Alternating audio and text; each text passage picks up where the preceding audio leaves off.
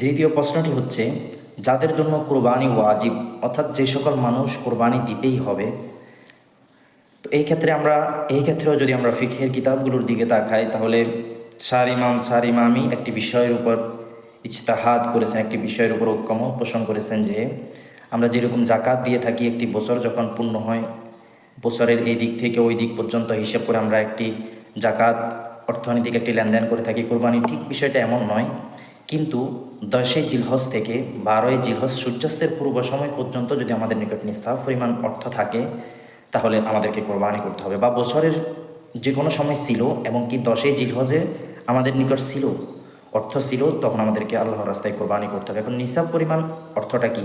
সেটা হচ্ছে, আমি যদি স্বর্ণের দিক থেকে হিসাব করে থাকি, তাহলে 7.5 ভরি স্বর্ণের যে পরিমাণ অর্থ আসে, সেটাই হচ্ছে নিসাব পরিমাণ। রৌপ্যের দিক থেকে হিসাব করলে 52.5 তোলা রূপা যতটুকু অর্থ হয়, ওইটাই হচ্ছে রৌপ্যের দিক থেকে